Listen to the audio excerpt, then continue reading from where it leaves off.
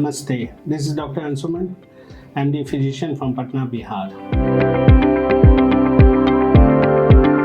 We are going to discuss a little bit about the word vertigo. So first of all, I would like to explain what is vertigo. Vertigo is like something when you experience dizziness around you. The whole world is spinning around you. You have that kind of feeling. Don't misinterpret it with dizziness. Both are different. Vertigo is limited. It can cause imbalance. You can feel that the world has gone upside down. Statistically, women are more prone to having vertigo than men. Most common causes causing vertigo are inner ear diseases, injuries,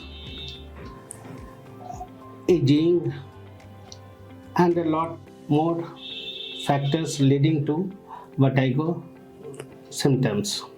In the last few years, we have seen that even viral infection can cause vertigo. After corona, many people are suffering this vertigo due to particularly that corona episode in their lives. How do we diagnose vertigo? When a person comes to our clinic and he complains of having disbalance, blurred visions, and etc., which we at first sight we think of he is having vertigo, then we perform physical test like rotating his head upside down, left, right, in several directions, similar with his eyes open and as well as when his eyes are closed. Then we can use other methods like some test which includes blood test, x-rays, even up to MRI. We sometimes use some audiometry test to verify our diagnosis. What are the complications regarding this disease, or if we leave it untreated, then what can happen? We should take it seriously because it can lead to many accidents like when you are driving or swimming, and if vertigo happens then it can be fatal as well. Whenever a person is having a new vertigo or a severe vertigo, he should immediately go to the hospital and get treated upon by a doctor. What are the complications once again? Then due to imbalance, one can fall down, and as medical statistics proves that almost 40% of the fatalities are related to falls in the elderly patient. So one should be very careful, especially in the elderly population, about this vertigo.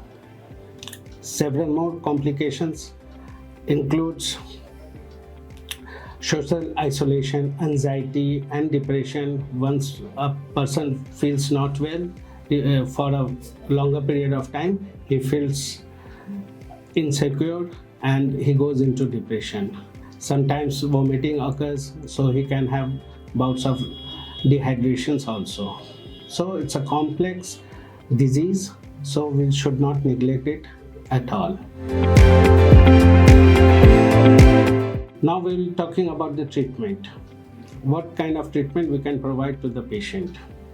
Treatment varies individually from one person to another depending upon the severity of this disease. Common treatment for vertigo. The main motto is to get to the underlying disease or the factor which makes vertigo happens in a particular person. So we should identify the underlying disease, treat it accordingly, and use several type of medications, physical therapy, and if needed, then surgery is done.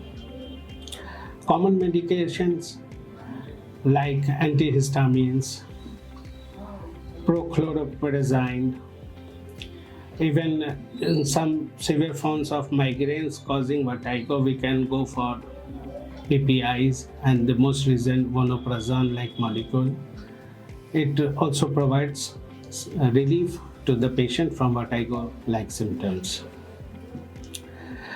For sometimes we are using benzodiazepine also if it is an anxiety-related disorder.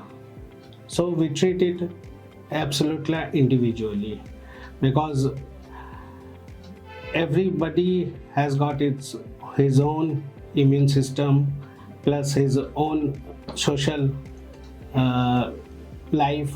So definitely we cannot say that one person is suffering from the disease and the other person is due to the same reason suffering from that disease. So we have to treat individually. Physical therapy is also very important. A little bit of exercise can sometimes eradicate this problem and doesn't need any medication if the vertigo is not very severe. Home remedy includes drinking of ginger tea and several other local formulation which sometimes helps. Self-care is important. Whenever you are having vertigo, you should lie down to avoid any fall. You should better be placed in a quiet environment to keep your nervous system down, not to exaggerate the vertigo symptoms. And even if you have anxiety disorder or any other factor leading to this, you should think about that and act accordingly. So in the last, I would like to say that you should not neglect vertigo since it can lead to various complications. If the diagnosis is proven, then you should treat the underlying disease foremost, and if that is not possible, then for some time you give the patient symptomatic treatment. Many a times giving some symptomatic treatment for a few weeks helps that patient to recover or go through that temporary phase, and after that he is perfectly normal to lead a normal life. Thank you.